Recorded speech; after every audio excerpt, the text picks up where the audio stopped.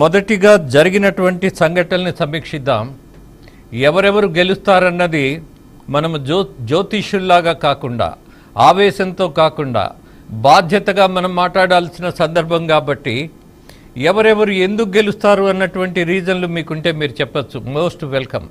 But వీళ్ళే గెలుస్తారు అని నేను మాత్రం తీర్పిచ్చేటటువంటి దశలో లేను, మీరు ఏది చెప్పినా వినే దశలో కూడా లేను. ఆఫ్ కోర్స్ యా, బాజీ గారు మీతో ప్రారంభిస్తా. బికాజ్ మీ మీద ఆరోపణ చాలా తీవ్రంగా ఉంది. మీరు పోలీసులను లొంగ తీసుకోవటం, అలాగే పాలకపక్షం మీద కసిబూనినట్టుగా కేసులు పెట్టించటం, దాడులు చేయించటం, పోలీసులు కూడా నామమాత్రంగా ఉండటానికి మీరు ఇచ్చినటువంటి ఆదేశాలు అన్నటువంటి ఆరోపణలు వచ్చినాయి. గవర్నర్ దగ్గర కూడా ఇదే చెప్పినటువంటి పరిస్థితి ఉంది. Do you agree with that?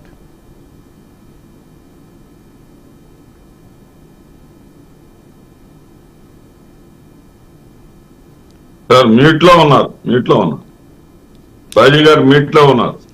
Sir నమస్కారం. రాజేంద్ర గారు నమస్కారం. నమస్తే అండి.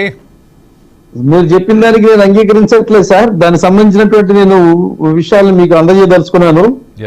ఒకటి ఏంటంటే, పోలీసుల్ని 2019లో వారే చెప్పారు, ఈ ఆంధ్రప్రదేశ్ పోలీసుల మీద మాకు నమ్మకాలు లేవని చెప్పాను. ఆ తర్వాత 5 సంవత్సరాల పాటు పోలీసులు ప్రభుత్వము కలిసిమెలిసి బాగా మింగిలైపోయి కావలసినటువంటి కార్యక్రమాలు మొత్తం చేశారు. ఎంపీటీసీ ఎన్నికలు చేశారు, స్థానిక సంస్థల ఎన్నికలు చేశారు, ఉప ఎన్నికలు కూడా చేశారండి. ఎప్పుడు ఎన్నికల్లో కనీసం ఆరోపణలు చెప్పలేదు. గగ్గోలు పెట్టి పెడబొబ్బలు పెట్టింది ప్రతిపక్షాలే కానీ మా నామినేషన్లు ఇవ్వట్లేదు, మమ్మల్ని దగ్గర రానివ్వట్లేదు, మేము దొంగ ఓట్లు పట్టించినా కానీ కనీసం పట్టించుకోవట్లేదు, దొంగ ఓట్లు పక్కా పంపించేస్తున్నారు కానీ వాళ్ళని అరెస్టులు చేయట్లేదు అని చెప్పని నానా గొగ్గోలు పెట్టినటువంటి పరిస్థితి ప్రతిపక్షాలకే దక్కిందండి. అదేంటో విచిత్రంగా మళ్ళీ 2024 ఎన్నికలు వచ్చేసరికి సేమ్ ఇదే మాట మళ్ళీ వైసీపీ నోట్లోంచి వచ్చిందండి. ఈ పోలీసులు మేము నమ్మట్లేదు, ఈ పోలీసులు మాకు నమ్మకం లేదనేటువంటి పరిస్థితి. కానీ ఇక్కడ ఒక విచిత్రమైన విషయం ఏంటంటే, మొత్తం వ్యవస్థని టోటల్ అన్ని వివిధ శాఖల్లో ఉన్నటువంటి హయ్యర్ అఫీషియల్స్ ని, విభాగ అధిపతుల్ని నియమించుకుంది ఈ ప్రభుత్వం, వైఎస్ఆర్సీపీ ప్రభుత్వం. వీరిని ఎవరో కొంతమంది మీద ఈ 5 సంవత్సరాల పాటు చేసినటువంటి దుశ్చర్యలు ఏవైతే ఉన్నాయో వాటిని దృష్టిలో పెట్టుకొని వీళ్ళని మారిస్తే తప్ప ప్రశాంతమైనటువంటి ఎన్నికలు జరిగేటువంటి పరిస్థితి లేదని చెప్పని మా రాష్ట్ర అధ్యక్షుడు దగ్గుబాటి పురంధేశ్వరి గారు చేసినటువంటి ఫిర్యాదు ఏదైతే ఉందో వారిని పరిశీలించమని చెప్పి అడగడం జరిగిందండి. వాళ్ళ మీద చర్యలు తీసుకోండి, వీళ్ళ మీద చర్యలు తీసుకోండి, లేకపోతే వీళ్ళనేయండి, వాళ్ళ తీసి వీళ్ళనేయండి అని చెప్పడానికి మేమేం గవర్నమెంట్ లో ఉన్న వాళ్ళం కాదు, వీఆర్ సుప్రీం అథారిటీస్ కూడా కాదండి.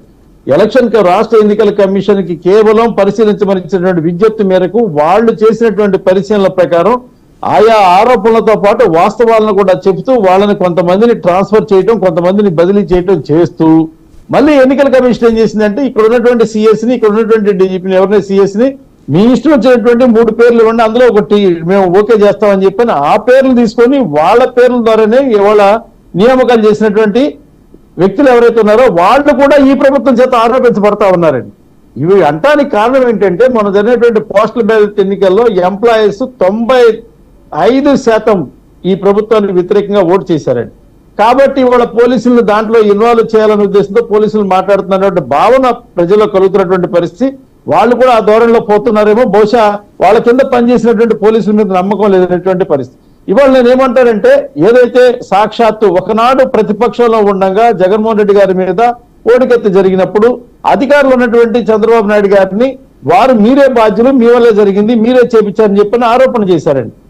సాక్షాత్తు అదే జగన్మోహన్ రెడ్డి గారు ఈ రోజు ముఖ్యమంత్రిగా ఉండగా వారి మీద గులకరాయి దాడి జరిగిందండి. దానికి బాధ్యులు మీరే అనేటువంటి పరిస్థితి జరిగితే మళ్ళీ ఈ తెలుగుదేశం, ఈ జనసేన, ఈ బీజేపీ వాళ్ళు కలిసి గవర్నర్ గారి దగ్గరికి వెళ్ళి సిబిఐ దర్యాప్తు చేయండి సార్, ఇప్పటికే చచ్చిపోతున్నాం, ఇబ్బంది పడుతున్నాం, ఈ మాటలు అంటున్నారని చెప్పని ఆఖరికి గవర్నర్ గారి దగ్గర కావాల్సిన పరిస్థితి ఏంటండి. అంటే ఇబ్బడి ముబ్బడిగా అవకాశం ఎటువంటి అటు మాట్లాడేటువంటి మాటలు ఇవాళ ప్రజల్లోకి వెళ్తున్నటువంటి స్థితిలో వాళ్ళు మాట్లాడుతున్న కూడా విజ్ఞులైనటువంటి ప్రజలు, విద్యావంతులైనటువంటి వాళ్ళు కూడా ఆలోచన చేస్తున్నటువంటి సంఘటన జరుగుతూ ఉందండి.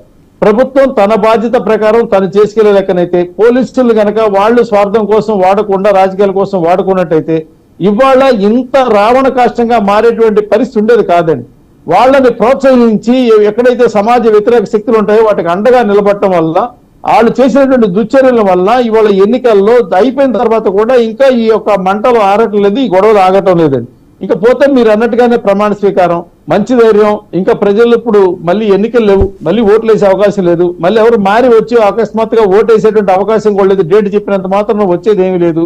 ప్రజల దేవుళ్ళు ఇచ్చినటువంటి తీర్పు పెట్టెల్లో ఉంది. వాళ్ళ నిర్ణయం ప్రకారం ఎవరు గెలిచినా ఎవరు ఓడినా శిరసావించవలసిందే.